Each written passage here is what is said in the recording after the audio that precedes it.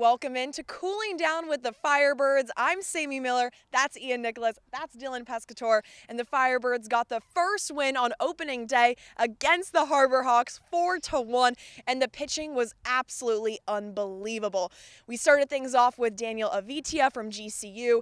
Ian, what do you think about his play today? Well, I thought his brother, a former Firebird, David, had to be proud. And it's because the changeup probably looked the best it has of his career, because he talked to Dylan before the game. He said, I got the fastball, I got the slider, I'm working on a changeup.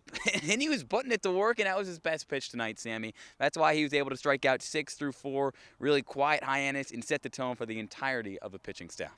And Dylan, the bullpen came in and they did their job. The Harvard boys closed things out too. What do you think of their performance? I think it was outstanding. Hyannis only had 2 runners on or more, but it was only 2. Past the 4th inning just once. It was Riley Frey from UW Milwaukee, and then the 2 Harvard boys, like you said. Sean Matson, Chris Clark, bringing the velo, bringing the velocity, 92 and then 95, 96 from Clark. It was turn out the lights when the Harvard boys came in, and that was it. Pitching, outstanding. And the Firebirds really turned it up a notch in the 9th inning.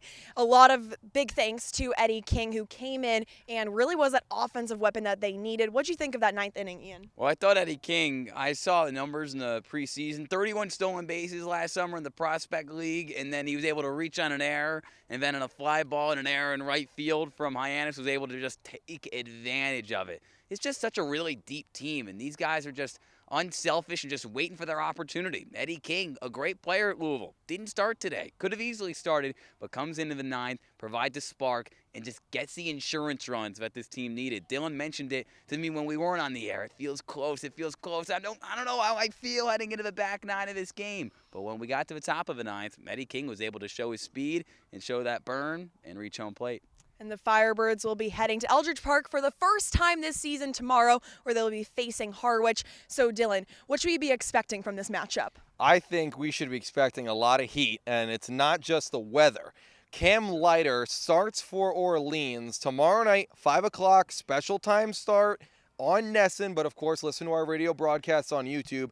Cam Leiter from UCF, now going to Florida State. He's ringing it up to 97. So bring your radar guns, bring your goggles. It's going to be a big game for Leiter on the mound at Eldridge. Well, guys, I'm fired up for the Firebirds getting the first win of the season. But like Dylan said, we'll be back tomorrow. It's Firebirds and Harwich Mariners at 5 o'clock. Make sure you tune in.